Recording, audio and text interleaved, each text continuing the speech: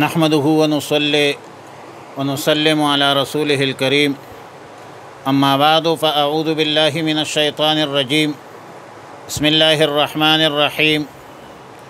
والذين يرمون أزواجهم ولم يكن لهم شهداء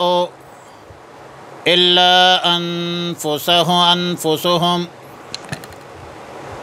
پارہ نمبر 18 سورۃ النور،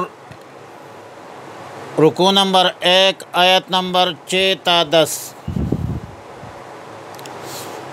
مذکورہ آیتوں میں لعان کا بیان ہے۔ لعان کا معنی یہ ہے کہ ایک دوسرے پر لعنت کرنا اور غضب الہی کی بددعا کرنا۔ شریعت مطہرہ میں میاں بیوی کو چند خاص قسم کی قسم کو لعان کہا جاتا ہے، جس کی صورت یہ ہے کہ جب کوئی شوہر اپنی بیوی پر زنا کا الزام لگائے یا اولاد کی نفی کرے کہ یہ بچہ میرے نطفہ سے نہیں ہے، اور عورت پر زنا کا الزام لگائے، عورت اس تہمت زنا کو رد کرے اور شوہر پر حد قذف کے اجرا کا مطالبہ کرے 80 کوڑے کا،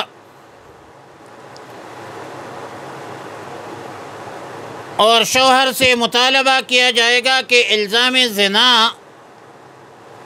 جو آپ نے لگائے ہے اپنے اس دعوے پر 4 گواہ پیش کرو، اور اگر خاوند 4 گواہ پیش نہ کر سکے تو میاں بیوی کے مابین لعان ہوگی۔ لعان کی صورت یہ ہے کہ مرد 4 مرتبہ کہے گا کہ اشہد باللہ انی لمن الصادقین فیما رماها به من الزنا، میں اللہ کو حاضر ناظر جان کر قسم اٹھاتا ہوں، گواہی دیتا ہوں کہ میں اس الزام میں سچا ہوں، اور 5ویں مرتبہ یہ کہے گا کہ ان لعنت اللہ علیہ ان کنت من الکاذبین، مجھ پر اللہ کی لعنت ہو اگر میں جھوٹ بولتا ہوں۔ اب اگر شوہر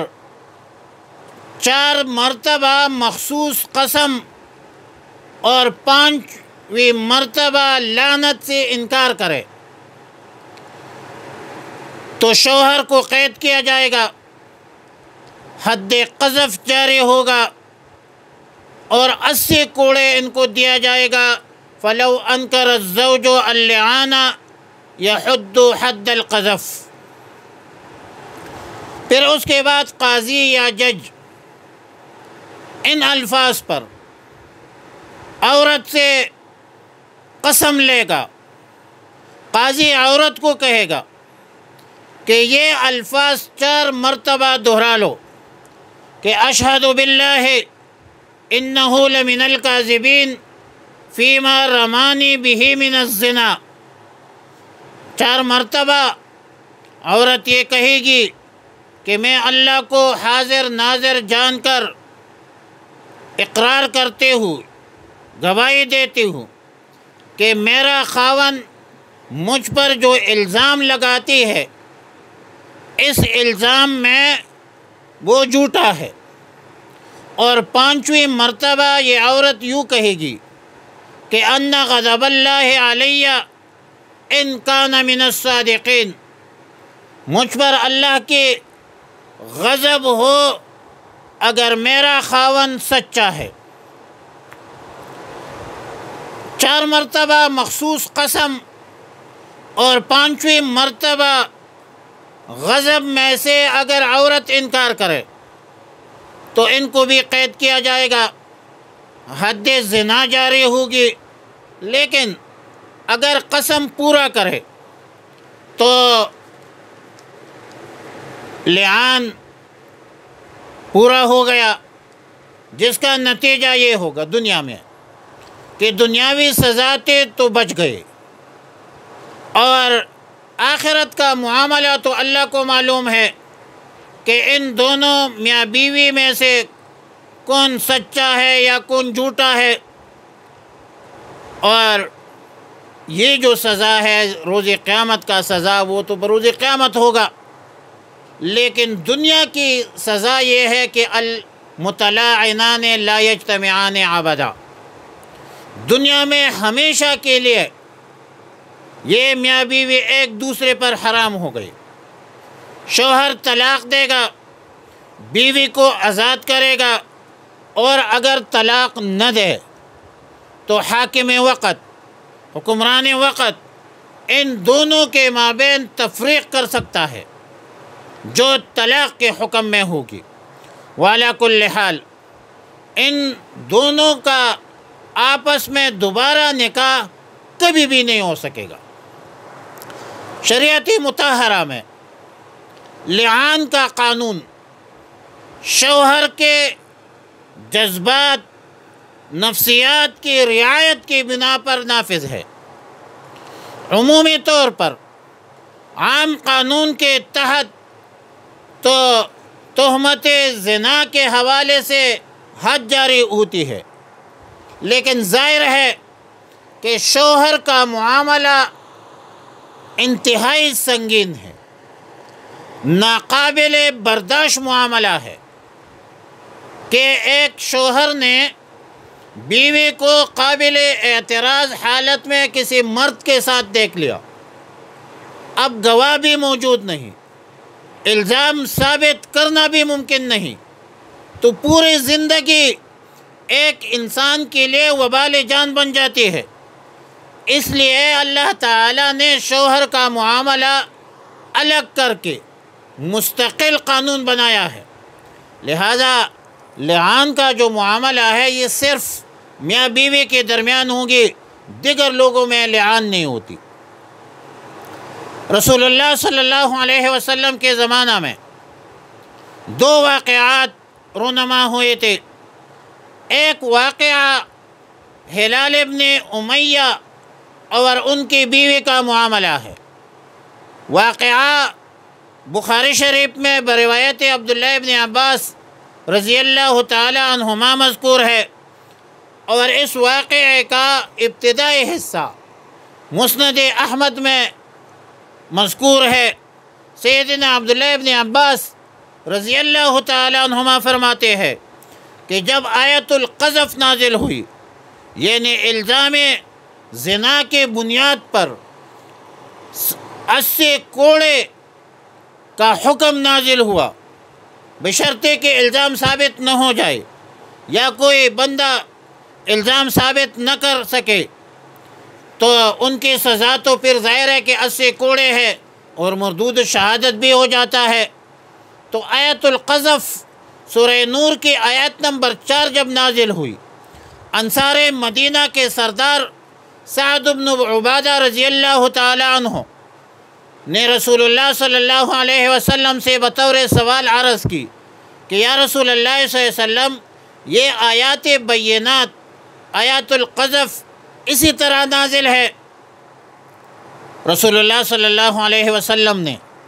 سعد بن عبادہ رضی اللہ تعالیٰ عنہ کی زبان سے ایسے بات سن کر تعجب بھی ہوا، اور رسول اللہ صلی اللہ علیہ وسلم نے انصار صحابہ کو کہا، ان کو مخاطب کر کے کہا کہ آپ لوگ سن رہے ہیں کہ آپ کا سردار کیا بات کر رہے ہیں، کیسی بات کر رہے ہیں؟ لوگوں نے عرض کیا کہ یا رسول اللہ صلی اللہ علیہ وسلم، آپ ان کو ملامت مت کیجیے، ان کے کلام کی وجہ شدت غیرت ہے، پھر سعد بن عبادہ رضی اللہ تعالیٰ عنہ نے خود عرض کی کہ فداک ابی و امی، یا رسول اللہ صلی اللہ علیہ وسلم آپ پر میرے ماں باپ قربان ہو، اور میں پوری طرح جانتا ہوں، مجھے پوری طرح پتہ ہے کہ یہ آیات مبینات حق ہے، اللہ تعالیٰ کی طرف سے نازل ہے، لیکن اس بات پر تعجب ہے کہ اگر میں کسی بے حیا بیوی کو اس حالت میں دیکھوں کہ غیر مرد ان کے ساتھ انتہائی قابل اعتراض حالت میں، مجامعت کی حالت میں ہوں، تو کیا میرے لیے جائز نہیں ہوگا کہ میں ان کو ڈانٹوں؟ کیا میں ان کو وہاں سے ہٹا نہیں سکتا؟ بلکہ میرے لیے تو یہ ضروری ہوگا کہ میں 4 آدمیوں کو لا کر یہ حالت دکھلا دوں اور اس پر گواہ بناؤں، اور جب تک میں گواہ کو جمع نہ کروں تو تب تک میرے شہادت حد زنا کے حوالے سے نامکمل ہے، اور جب میں گواہوں کو ڈھونڈ کر لاتا ہوں تو یہ اپنے کام کر کے بھاگ جائیں گے۔ اب حضرت سعد بن عبادہ رضی اللہ تعالیٰ عنہ کے اس کلام کا زیادہ وقت نہیں گزرا تھا کہ ہلال ابن امیہ رضی اللہ تعالیٰ عنہ کا واقعہ پیش آیا کہ عشاء کے وقت اپنے زمینوں سے واپس ہوئے تو اپنی بیوی کو اپنی ہی آنکھوں سے قابل اعتراض حالت میں دیکھا،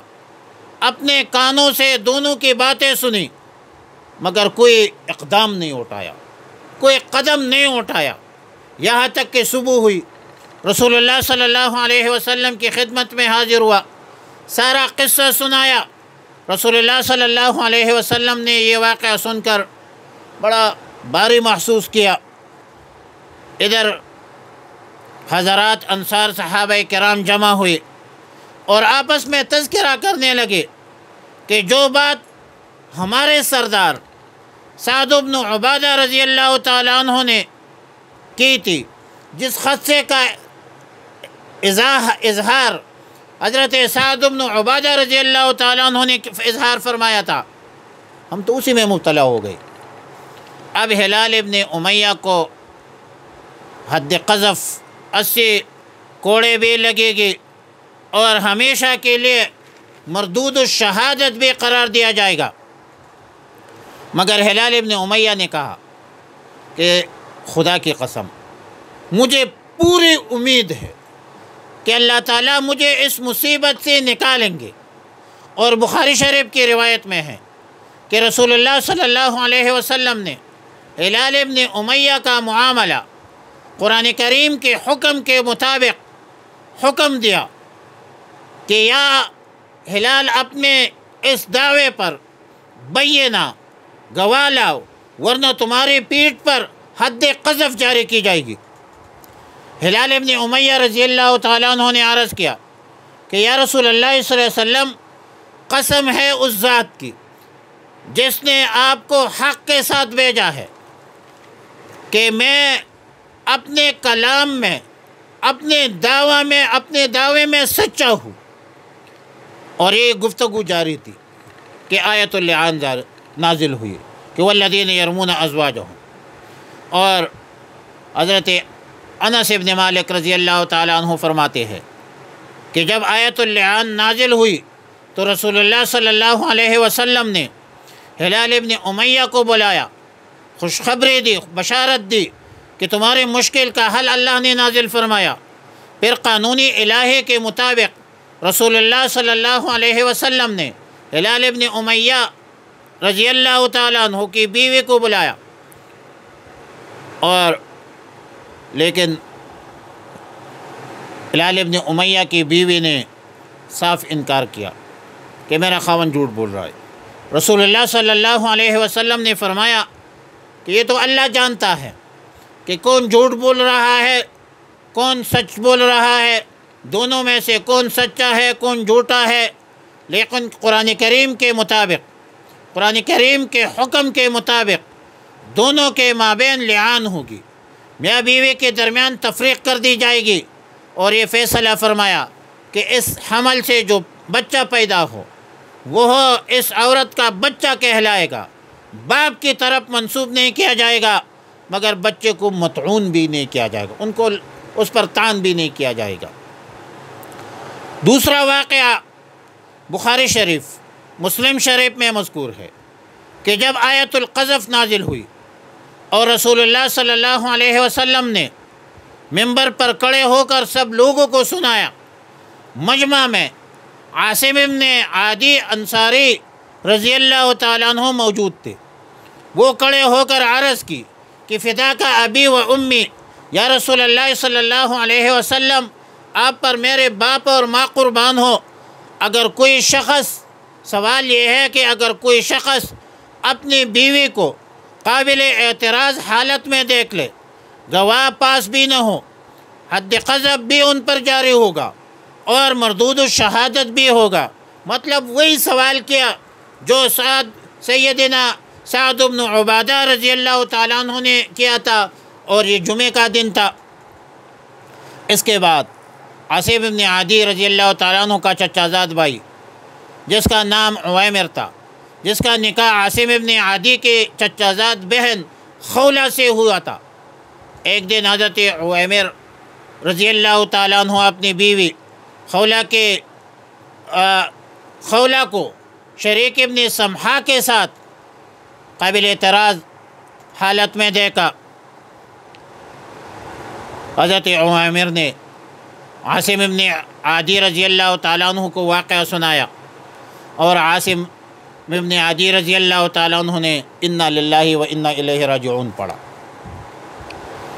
اگلے جمعہ رسول اللہ صلی اللہ علیہ وسلم کی خدمت میں حاضر ہوا اور فرمایا کہ گزشتہ جمعہ کو جو میں نے سوال کیا تھا، افسوس کہ میں خود اس میں مبتلا ہو گیا ہوں، کیونکہ میرے گھر میں یہ واقعہ پیش آیا ہے۔ بہرحال میاں بیوی کو رسول اللہ صلی اللہ علیہ وسلم نے بلایا، دونوں کے درمیان لعان کیا، دونوں کے درمیان مستقل تفریق ڈال دی۔ المتلاعنان لا یجتمعان ابدا، لیکن عورت جو ہے کسی دوسرے شخص سے نکاح کا ارادہ کرے تو عدت کے بعد وہ جو ہے نکاح کر سکتا ہے، عدت مکمل ہونے سے پہلے کسی دوسرے مرد کے ساتھ وہ نکاح نہیں کر سکتی۔ اور آخری آیت جو ہے اللہ کے فضل کا، اللہ کی رحمت کا تذکرہ ہے، اور اللہ رب العالمین تواب رحیم ہے۔ فرمایا والذین یرمون والذین یتہمون، اور جو لوگ تہمت لگائے ازواجہم اپنے بیویوں پر، ولم یکن لہم شہداء، اور نہ ہو ان کے پاس گواہ، 4 گواہ ان کے پاس نہ ہو، الا انفسہم، سوائے اپنے ذات کے، خود اپنے آنکھوں سے دیکھا ہے لیکن کوئی دوسرا بندہ نہیں ہے۔ فشہادت احدہم، تو گواہی ہونی چاہیے احدہم کسی ایک کی، ان میں سے 4 شہادات، 4 بار شہادت، باللہ اللہ پر قسم کھا کر، انہ لمن الصادقین کہ وہ سچا ہے، والخامسۃ، اور 5ویں مرتبہ، ان لعنت اللہ کہ یہ اللہ کی لعنت ہو علیہ اس پر، ان کان من الکاذبین اگر وہ جھوٹا ہو، وَيَدْرَوْ عَنْهَا الْعَذَابَ، اور ہٹا سکتی ہے اس عورت سے عذاب کی اس بات کو، ان تشہدہ کہ وہ شہادت دے، عذاب سے مراد حد زنا ہے،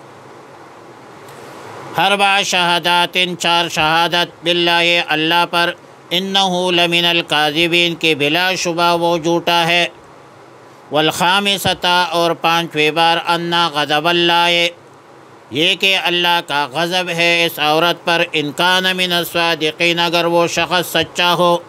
ولولا فضل اللہ، اور اگر فضل نہ ہوتا اللہ کا، علیکم تم لوگوں پر، ورحمتہ اللہ کی رحمت، وان اللہ، اور یہ کہ بے شک اللہ رب العالمین، تواب توبہ قبول کرنے والا ہے، حکیم حکمت والا ہے، وصلی اللہ علی النبی الامی الکریم وعلی آلہ واصحابہ اجمعین۔